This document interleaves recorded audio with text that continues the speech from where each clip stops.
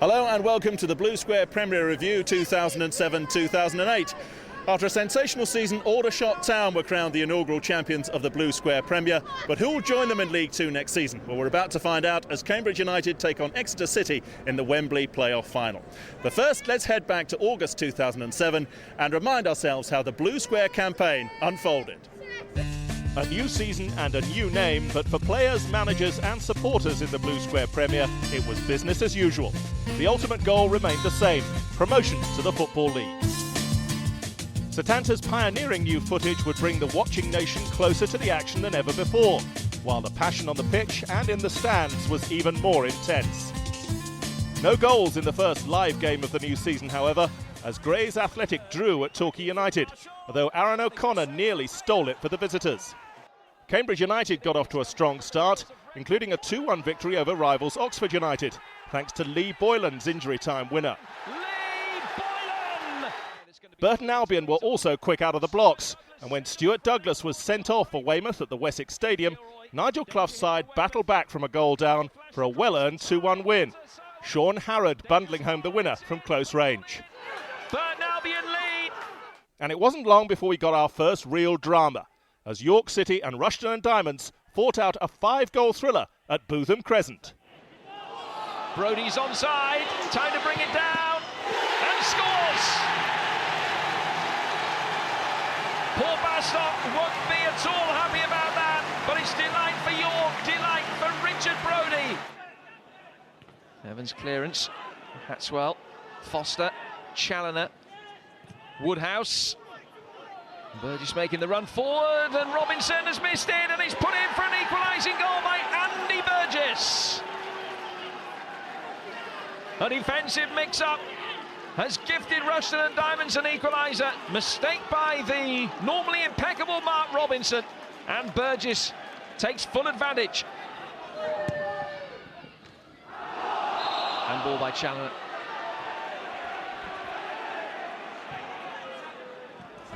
It looks like a recurrence of that hamstring strain that kept Manny Panther out of the last game. Here's Brayson.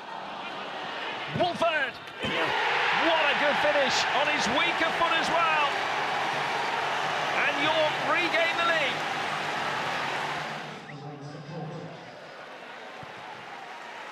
Tomlin in for Rankin. Good header down. And is it in? It is. Another equalising goal, and Rushden and Diamonds again out of nothing, back on level terms. Hope is there, of course. It's Curtis Woodhouse with a delivery in towards that near post, and he took a touch, it's in. Might have been an own goal. Dean Howell looks as though he's going to claim it, but it could have been Farrell that put it into his own net at the near post. Little that Tom Evans could do about that, and Rushden out of nothing have turned this around to lead 3-2. The boys work magnificent. You know, I take my hat to them, and the gaffer's changed the formation, and we've done excellent. So, and the fans as well who've come to support us and watch, you know, come a long way. So, a great performance by it through all, and I'm happy we've got a win. At the end of August, Cambridge were the early pace setters, with Torquay, Exeter and Salisbury also starting well. At the other end, the bottom four already had a familiar look to it. Stafford found themselves at the bottom of the pile. The Blue Square Awards. Goal of the season. At 3, Wayne Turk with a perfectly placed lob.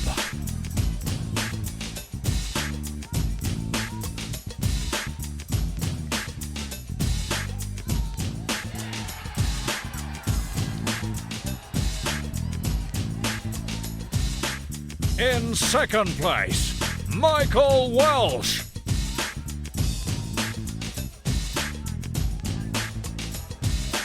Get in, son! And the Blue Square goal of the season. Yes, it's a beauty from Aldershot Scott Davies. Defending again by Todd, but it's come out here to Scott Davies! There is to be late drama. Aldershot in the 94th minute have won it. The Blue Square Awards. as voted for by fans of the Blue Square Premier. Early September saw Exeter City produce a stunning late show to foil promotion rivals Oxford. The home side were leading 2-0 thanks to 2 penalties from Rob Duffy, but super sub Richard Logan had other ideas for the Grecians. Elam. The little flick might fall for Stansfield. Tardif's committed himself, out of position for a moment. It's a good ball back across the face of goal, and Exeter have one back. Richard Logan, and has he set up a grandstand finish here at the Kassam Stadium as the deficit is halved? 4 minutes are up. Here's Odebeidi. There was a handball in there. It seemed to happen quite a long time before the referee gave it. He did. I thought he was on his way. Now, the ball was kicked away there by Robinson, who will earn a yellow card. He retreated from the referee a lot quicker than he retreated from where the free kick should be taken. Helped on by Taylor. Logan, they've scored! 4 minutes, 37 seconds into stoppage time. Richard Logan scores his second, and Exeter complete their fight back with a deserved equaliser. Obviously last week we got battered 4-0, so it's good to get back to get a point at least, but it means a lot coming here and getting a point against one of the top contenders for the season. Elsewhere, Halifax Town heaped more misery on Stafford with a come-from-behind 3-2 win. Newcomers Salisbury City consolidated their place in the top 5 with a convincing 3-0 win at Forest Green, while Burton stunned leaders Torquay with a 3-1 victory. However, the Gulls bounced back from the Burton disappointment with an impressive run of 5 straight victories, including an emphatic 5-2 win at Kidderminster Harriers. Torquay's fine run took them to the top of the table, while behind them Aldershot Town's rise to the summit was well underway. Northwich Victoria were propping up the rest at the bottom, while York and Farsley Celtic were struggling to climb away from danger. The Blue Square Awards, Manager of the Season. In third place, Exeter's Paul Tisdale. In second place, Northwich Victoria's Dino Mamria. And the Blue Square Manager of the Season is Aldershot's Gary Waddock. The Blue Square Awards, as voted for by fans of the Blue Square Premier. Torquay's run ended at Ebbsfleet, and when they found themselves 3-0 down by half-time at Oxford, Paul Buckle's men looked to be in danger of self-destructing. But it was already clear by this point of the season that nothing should be ruled out in the Blue Square Premier. All the way through to Phillips. Lovely little touch, looking for Hargreaves. Turley was brave, but the follow-up from the substitute has been given. What a first touch that is.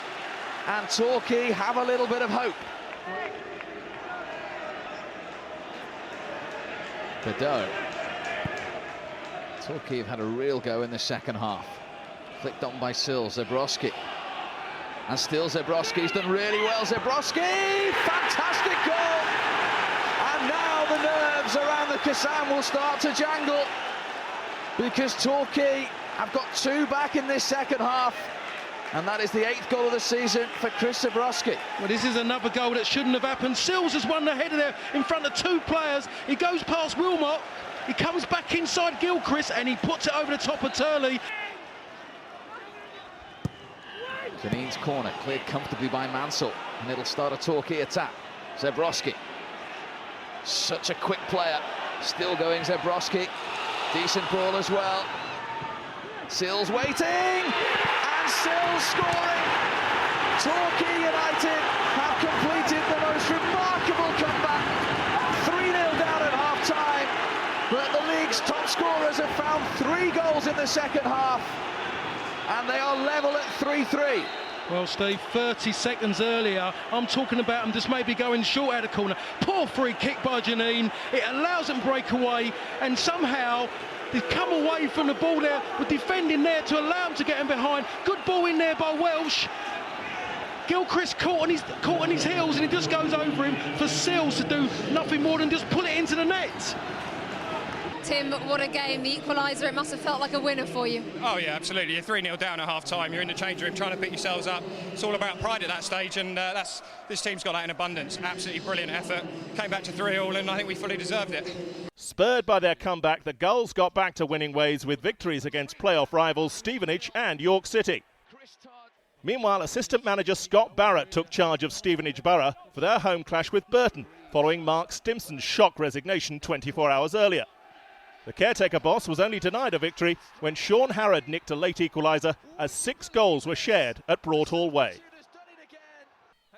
At the bottom, a 2-0 defeat to Woking meant Farsley Celtic remained on the brink of the relegation zone, while struggling Droylsden's impressive 3-1 win over Oxford piled on the pressure for Hughes boss Jim Smith. There's a great ball in, and Droylsden lead through Steve Daly.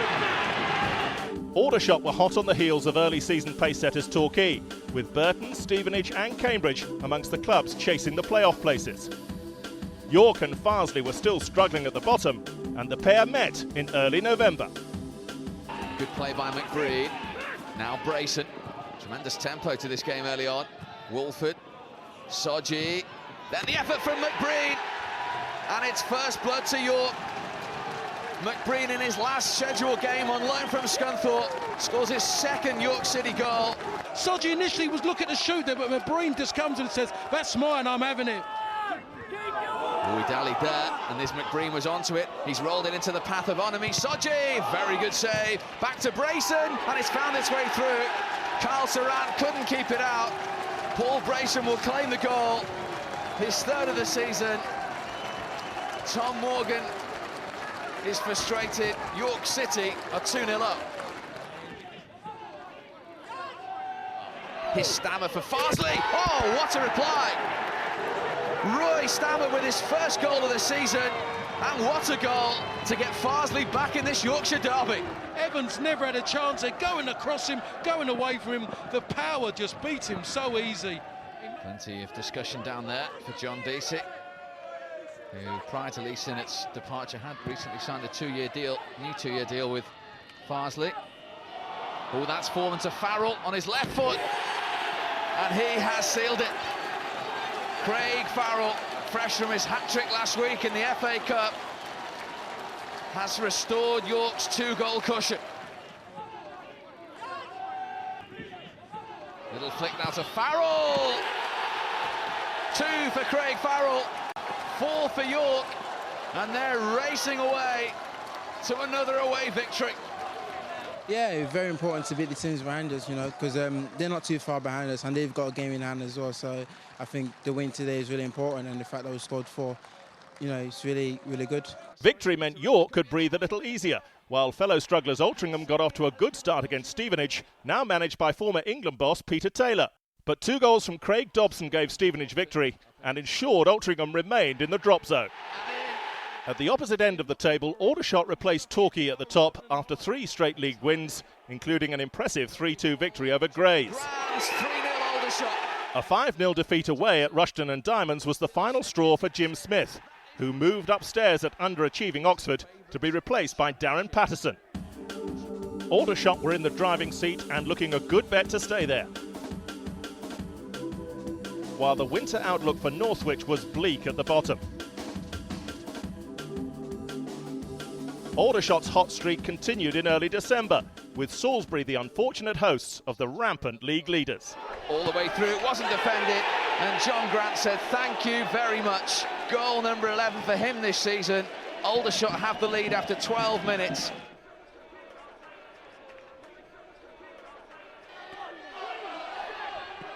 Back in from Chalmers, they still haven't got it clear, and it's another soft goal for Salisbury. It's scored by Ben Harding, who makes it 3 goals in 3 games for him, and the league leaders in Wiltshire are 2-0 up. Chalmers, super ball, John Grant, wonderful finish.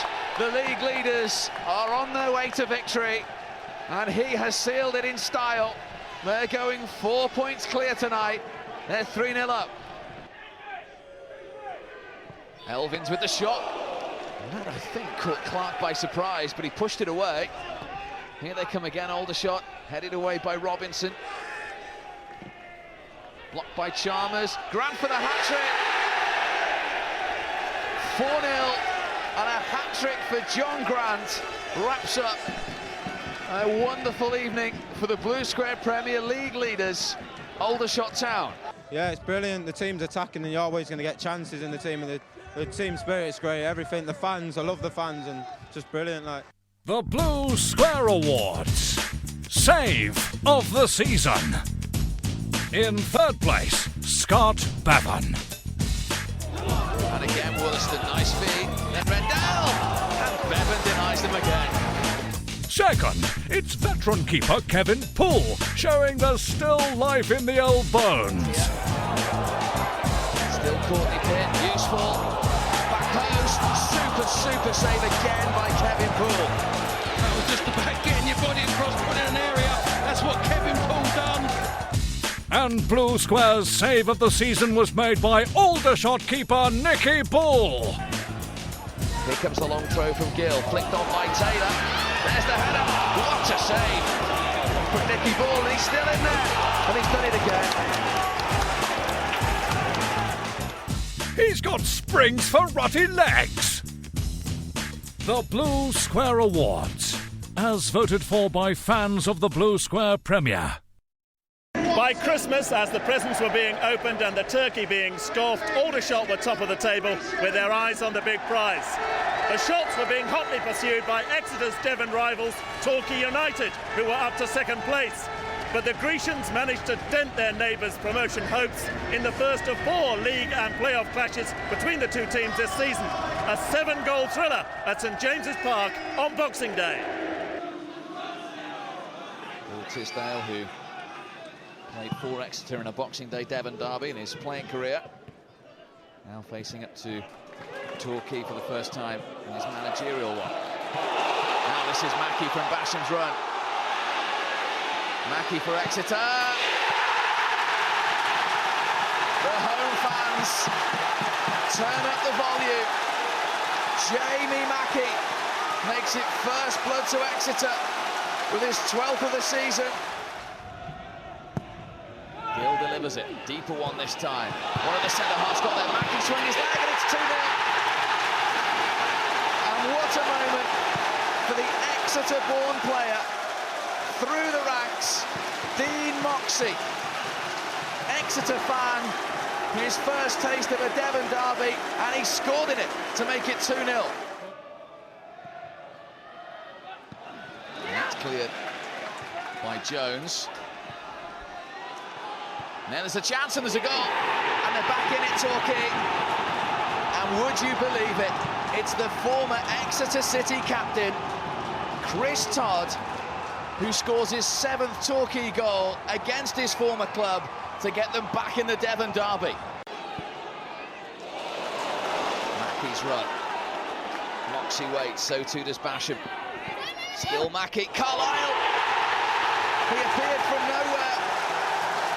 And Wayne Carlisle has restored the 2-goal cushion for Exeter. Mansell's corner. Goalkeeper got first on it, then not the second. Sills was caught late, there'd been a reaction with Seaborn. Oh, and Seaborn's in trouble. Sills down, and Daniel Seaborn is in trouble. He's having a long conversation with Kevin Johnson, who is his assistant on this near side. And the red card has duly been shown to Daniel Seaborn.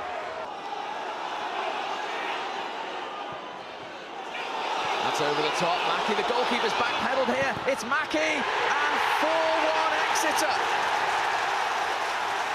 Exeter with 10 men have a 3-goal advantage. 2 for Mackey, and they lead 4-1. Again, Tiger is challenging from Exeter. Mansell with the block, it's come out to Stevens. Phillips at the back post is totally unmarked, and it's 4-2. Lee Phillips has a goal against his former club on his first return. Has it come too late, or has it given Torquay hope? If Torquay were to score in the next 5 minutes, we would have a grandstand finish. They might just do here, and Phillips, he thinks it's a back pass, and the referee agrees from Edwards. This would really give them a lifeline, and it has. Kevin Nicholson scores his first ever goal for Torquay, and he sets up the most unlikely of grandstand finishes. The Blue Square Awards Blooper of the Season. In third place, Paul Jones gets in a pickle with his kicking. Finds Zebrowski though. He's done well there, just needs a little bit of help and That from the goalkeeper, Zebrowski, and he's put it in. Exeter keeper Andy Marriott thinks he's playing patter cake. Here come Aldershot, who want to wrap up this championship. Grant, Donnelly, Marriott didn't hold it, and Aldershot are level, and it's a first ever league goal for Scott Donnelly. And in first place, it's Aldershot's Anthony Charles stumbling across the finish line. Oh, Anthony.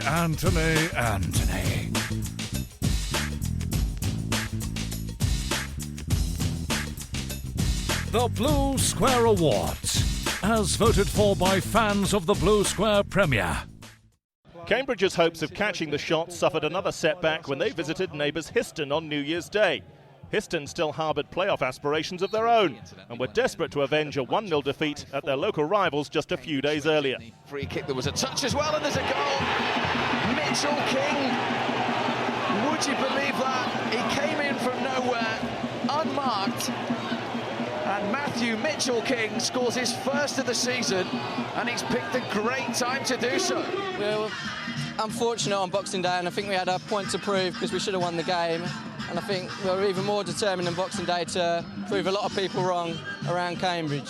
Elsewhere, Torquay suffer another setback when they lose 2-1 at home to Burton.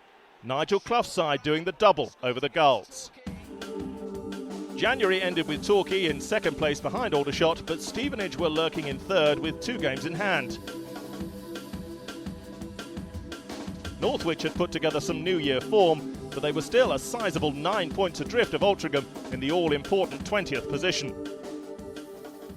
Stevenage were the team to watch, but February proved to be a nightmare month for Peter Taylor's men, who would lose against 2 of their promotion rivals, Exeter and Cambridge.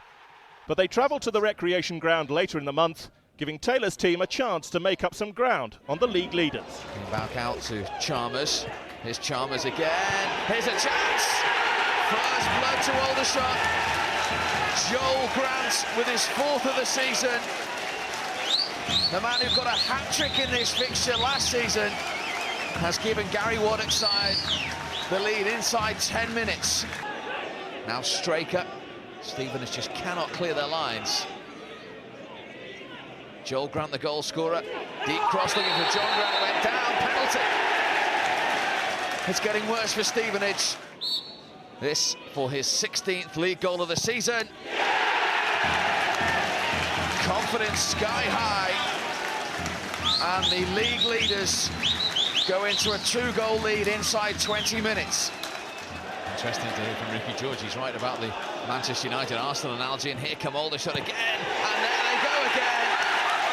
It's the youngster on the score sheet. His 2nd goal for the club. Danny Hilton, and Aldershot inside half an hour are blowing Stevenage away. They lead 3-0. Here comes the cross. Free header, and they have one back. And it's Gavin Grant, would you believe it, on his Stevenage debut, scoring on the ground where he scored whilst he was on loan at Grays. They got back to 3-2 that night. Stevenage are back at 3-1. Well, I think we defended very poorly, and to me, Aldershot started really well. They were very, very sharp, and they were first onto things. We were very hesitant, and we were second to most things, and I was very surprised and disappointed with our defending. Meanwhile, both Forest Green and Ebbsfleet kept their faint playoff dreams alive with victories against Crawley. McPhee. That's useful, and it's in. Stevenage's month to forget saw them fall 13 points off the pace. At this point, only a playoff berth was a realistic aim. Histon, Forest Green and Salisbury had an outside chance of nicking the final playoff spot. At the bottom, time is running out, but inspired by the goals of Lee Steele, Northwich's great escape was building momentum. Dino Marmria's side were on a 6-match unbeaten run when they arrived at Bootham Crescent for a live clash with York. but they got off to the worst possible start. Sodji to Wolford. 2 men in front of him. Robinson behind him, who swings it in looking for Sodji, and it might fall shortly here. Beautifully tucked away by Brodie. His second successive goal after his effort against Rushden at the weekend. And after just 10 minutes of this game, he puts York City in front. Northwich with Ben Connaught in goal tonight, of course because of an injury to Scott Tynan on Saturday. He's still here though, and he's with to talk to us now. He is, he's with me. Scott, with 20 minutes ago, what are your thoughts? I think we're definitely still in the game. We just got to get our foot on the ball a bit, take a bit more care when we've got possession. And we need to test their keeper out a lot more, because he's had quite a quiet night up to now. Got to get Lee Steele involved as well, haven't you? Yeah, if you give Steely a chance, he tends to put it away. I think where we've got to do, we've got to get the ball wide more. Jamie Mullen to get... Gets in, and yes! Get in! Equaliser for Northwich. Michael Byrne scores for the second game running, and the team, who are third from bottom, have equalised. And it's all about momentum. We've built a good momentum up. We've given ourselves a massive chance of staying up, and all the point away from 1 points are massive. Anything, 1 point, 3 points, doesn't matter, as long as we keep the momentum going and keep picking up points. At the top, the chasing pack were all showing nerves and all stuttered, allowing leaders Aldershot to increase their advantage. But it was only thanks to a late show at Plainmoor that they gained revenge for a 3-0 drubbing earlier in the season, that psychologically would prove crucial in the coming weeks. But it's come out here to Scott Davis! There is to be late drama. Aldershot in the 94th minute have won it, and who knows, that may go a long, long way to winning the Blue Square Premier title. It's been a hard, long season, and it's a long way to go yet. You know, we've got some really important games to come. So big 3 points for us tonight, but there's still a long way to go. Aldershot had opened up what looked an unassailable 17-point lead at the top. At the bottom, Northwich were now well into their miraculous run, but Halifax were now in real trouble after being docked 10 points for going into administration. The Blue Square Awards, Player of the Season. Exeter City's Rob Edwards. Seaborn at the back post, Taylor's in there as well, and Edwards! Rob Edwards with just his second goal of the season. In second place, Forest Green's prolific striker, Stuart Fleetwood. And the Blue Square Player of the Season is Aldershot keeper, Nicky Bull. Hurry up and open that champagne. This is ruddy, thirsty work. The Blue Square Awards, as voted for by fans of the Blue Square Premier. April saw Northwich complete the great escape with a 2-1 win at Stevenage, and it was Halifax who were now clinging on for dear life, both on and off the pitch. A 6-1 drubbing from in-form Kidderminster plunged them even deeper into the relegation mix. Droylsden and Stafford both fell through the trapdoor together, while it was only a matter of time before Farsley would join them. That left one final relegation spot to be decided on the final day of the season. Halifax needed a point against Stevenage, while Altrincham knew only a win at Weymouth would be enough to secure their safety. It was nail-biting stuff. Here's Malcolm for Weymouth. Good play and disaster for Altrincham. It's an own goal from Gary Scott, and the team fighting for their lives, needing to win, trail inside 6 minutes. Long kick from Coburn. Now here's a chance. Colin Little for Altrincham. Hope is restored. The main man, with his 21st league goal of the season, draws Altrincham level. Well, they are celebrating because as Colin Little was scoring here, Steve Morrison was scoring at the Shea. Halifax 0, Stevenage 1. That is the score from the Shea. Let me tell Graham Heathcote, who can hear me now. Graham, it's 1-0 to Stevenage at Halifax. Yeah, well, we've got to do our job here. I believe they should be down to 10 men, and I believe Bevan was offside for the first goal, so we'll wait and see. Simon Weatherton and Chris Lane are getting at each other, and he's got away with another foul. Weatherton just just earlier in the game, and got to be careful out there. There was no need for Critchell to do that. Oh, there's a little bit of afters there. That was Kyle Critchell after the original free kick. Tensions running high on a dramatic final day. There's already that incident with Trevor Challis to think about, and the referee is going to speak to Gary Scott first of all, and he's been sent off, and so has Critchell. It's 10 v 10, a double red card. Here comes the Weymouth corner. Douglas got something on the end of that, then it came out to Malcolm and it's in. Weymouth are back in front in stoppage time at the end of the first half. Michael Malcolm might just have put a dent in the survival hopes of Altrincham. Here comes the corner again. Lawton this time. Touch from Shotton. Little's there!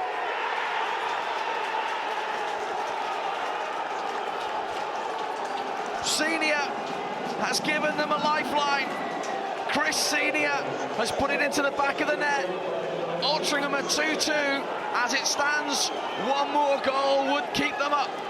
He's had another look at his watch. Altrincham, this is the last chance saloon. In it goes. Goalkeeper comes again and takes. And with it, takes Altrincham out of the Blue Square Premier. The faces of agony say it all. Because the referee blows his whistle. And Altrincham are relegated from the Blue Square Premier. Halifax lose at the Shea, but stay up. And Altrincham, the founder members of the Football Conference, suffer the agony and the heartache. They were one goal away from staying up, and they couldn't quite get there. Tears and emotion from the Manchester club. They gave everything today. The part-timers in a long, hard season. But in the end, at the Wessex Stadium, it just wasn't quite enough. So Halifax had survived on the final day, but there was to be one last twist. The Shea Men's ongoing financial issues finally cost them their Blue Square Premier status, meaning that for the third successive season, Altrincham had avoided relegation. It was equally nail-biting at the top. With such a huge advantage, Gary Waddock's Aldershot needed just a point at Exeter midway through April to clinch promotion into the Football League. But the Grecians were in touching distance of the playoffs and weren't going to simply roll over for the champions-elect. It's Adam Stansfield. Without a goal in 7 games, he's picked the perfect match to break that duck, and he's given Exeter City the lead. No motion from Paul Tisdale. He knows there's a long way to go. He knows, at the moment, it would leave Torquay second, as always, Exeter third. And if they stayed like that, it would keep them apart with the possibility of an all-Devon playoff final at Wembley. But there's so many more twists and turns to go yet, all kinds of permutations. Here come Aldershot, who want to wrap up this championship. Grant. Donnelly. Marriott didn't hold it. And Aldershot are level. And it's a first ever league goal for Scott Donnelly on his first league start. And he has the league leaders level. Last few seconds. Let's hear from Gary Waddock. Gary, what's going through your mind last few seconds? Blow up. Yeah! The town of Aldershot have waited 16 years for league football, and the wait is over. Gary Waddock has delivered a return to the Football League in his first season in charge. Dismay in 1992 when Aldershot FC went out of business. Aldershot Town began. They started 5 divisions below the Football League, and now they are in it. Let the celebrations begin, because Aldershot Town are champions of the Blue Square Premier, and they are heading into the Football League.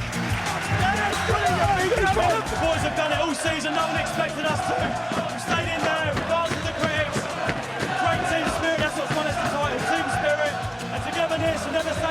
attitude, and look at it means to the people. Phenomenal. Aldershot crowned champions, and by some margin, a whopping 15 points in the end. Stevenage, many people's tip for one of the promotion places, paid for their miserable month in February and lost out on a playoff spot by just 2 points. But for the teams above them, the season was far from over. Marvellous scenes there for everyone involved with Aldershot Town, and many congratulations to all at the recreation grounds. They'll be back in the Football League next season. Well, with the championship trophy won, there was still one promotion place up for grabs via the drama that is the playoffs. Jimmy Quinn's Cambridge United had finished second in the league behind Aldershot, but that meant they had to take their chances in the end-of-season shake-up alongside Burton Albion, Exeter City and Torquay United. This is just the third meeting in 5 years between these two sides, and in this part of the world it is do or die. The 120th meeting between these two Devon rivals, and it's a long while since two derbies have carried more importance. Sills won that in the air. Phillips hasn't got a great deal of support at the moment. Lee Phillips heads for the wide area. Did well, found Mansell, who in turn finds Zabrowski. Phillips again, tees it up, Sills! First blood to Torquay United, and it's the man who got the winner on New Year's Day who pops up with his 22nd of the season. Against the run of play, Torquay have the lead. Well, for me, you're talking about maybe the best pair of forwards in the Blue Square Premier. You've got Lee Phillips on the touchline, knocks in a wonderful cross, one he would want himself. But if you want it to fall in the head of somebody, you want it to fall for Tim Sills. Absolutely perfect textbook header. Back in from Edwards. Carlisle. There was no doubt about that one. Wayne Carlisle, who had a goal disallowed in the second half. St James Park interrupts with an Exeter equaliser. That's what happens. You let centre-halves with decent quality knock balls forward.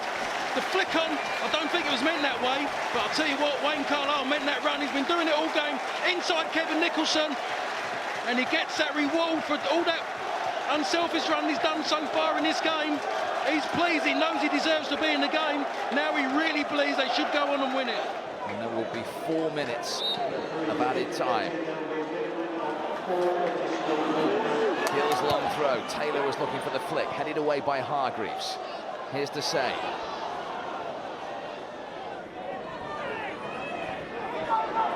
First touch, was it? Second one couldn't find Zabrowski though. Yeah, he's done well there, just need a little bit of help. And look at that from the goalkeeper, Zabrowski, and he's put it in. Disaster for Paul Jones, delight for Chris Zabrowski, and how important could that be to deciding which of the teams from Devon go to Wembley to contest the playoff final? Well, it's just all about putting your body in a line of fire, and that's what Chris Zabrowski done. Paul Jones will be really, really annoyed of himself here. Absolutely awful what he tried to do there. Just whacked it, it went low, straight into the back of Zabrowski. He wasn't expecting that to happen, but I'll tell you, he kept his cool to finish out. How many times have we seen players muck up a situation like that, kept his cool, puts it into an empty net, but Paul Jones will be really, really upset with himself, but that man is happy. Just the way things have gone for him. You have to persevere and work hard. Useful. Courtney Pitt had to make it. He didn't. Corbett goes down. Penalty to Burton. Courtney Pitt can't believe it, but Simon Hooper, the referee, had no hesitation in giving it. This to give Burton Albion an advantage. Never any doubt. The 29-year-old smashes it home. Advantage Burton. Now Brayford has had one in the back of the net disallowed, one into the arms of the goalkeeper. He's bouncing around in there again. Gilroy delivers. At the back post this time though was Darren Stride. Mr. Burton Albion on his 620th appearance. Scores just his second goal of the season, and it could be a priceless one. I'll tell you what, Steve, it was a cracking header as well. Ball comes in, plenty of pace, just says, come and take me. And there's Darren Stride coming in between two defenders. Wonderful header. Absolutely in between Hatswell and Brown. Got there far too easy. Inside the last quarter of an hour, Cambridge corner. Morrison jumping, Poole trying to block it. Appeals for all kinds there, and he's given the penalty. He's evened it up. It's a Cambridge penalty for handball. A big moment in their quest to get to Wembley. McEvoy scores his 4th goal for Cambridge, and they're back in this playoff semi-final. Well, we just talked them before. It was about Darren Stride maybe having that bit of luck when he deflected the ball wide off of Vieira. I'll tell you what, it looks like maybe Cambridge have had a bit of good fortune to get themselves back into this game.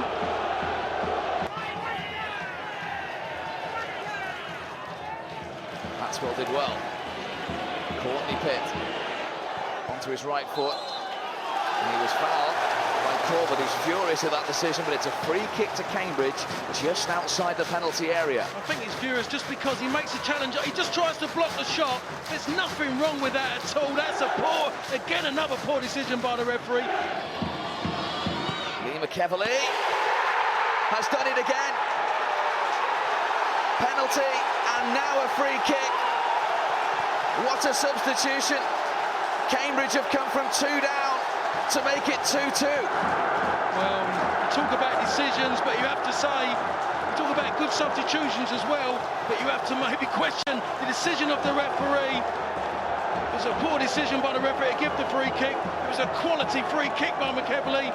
Just couldn't get his feet across to get his hand across to the ball. Paul just gets his hand there. Wasn't a strong enough right hand to keep it at the net. A lot of pace in the ball from McEvoy for the free kick.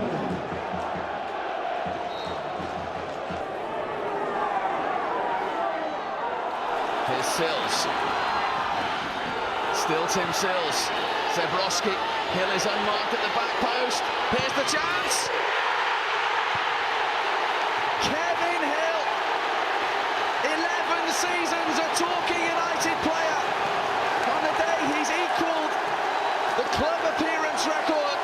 Might justify them to the playoff final. Well, the script was written, wasn't it, for Kevin Hill to do something in the game. One of them was to actually appear to equal that record.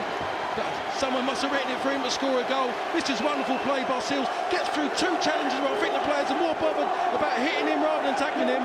Comes through to him from Zebrowski. But what a finish that was as well. Good pass from Sills to Zebrowski, but Zebrowski done well to see Kevin Hill out wide, but to take the ball that early as well and hit it with such ferocity. Not a chance for Paul Jones in that goal. Well, at half-time he needed 1 goal. Now he needs 2. He checks his watch. It'll tell him a little over 22 minutes of normal time to go. They need a goal soon to give them a ray of hope. Edwards.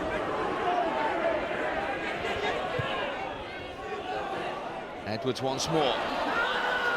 4 white shirts in the penalty area. Still Rob Edwards. Ryan Harley. In! Hope for Exeter. Ryan Harley's 2nd goal for the club. The game is back on. Certainly is, and Ryan Harley should run straight to Rob Edwards. That is all about him. He's the one who started it from the halfway line. It's wonderful play it was by the centre-half come centre midfield player. Used his head really well, kept his composure, rolls it back for Ryan Harley. I thought initially he might have hit it first time, picks his spot, doesn't see it. Simon Rayner through the crowd of players. Wonderful finish, wonderful strike, kept it low. That's what Ryan Harley is a wonderful player with the ball at his feet, wonderful striker of the ball. And that's what he's done. He's guided that ball into the corner. Not a chance for Paul Jones. Now Ryan Harley. Logan trying to get in there, goalkeeper didn't get there. Referee says penalty. He had a long look at that. He had a couple of seconds to make up his mind, Chris Sargentson. It was a big call, and he's pointed to the spot for an Exeter penalty. I think it was the assistant referee who gave it. I think it was Chris Zebrowski in the end. Come across, it didn't look like there's really any contact there at all. Logan gets Him and Moxie getting each other's way. Zabrowski comes in a bit late. Just comes in late and he catches Logan. That's what I think the assistant referee's giving it for. 10 minutes left of the second leg, and it's on loan. Ben Watson, who's only ever scored once for Exeter City, on loan from Grays, who has assumed the responsibility to level it up.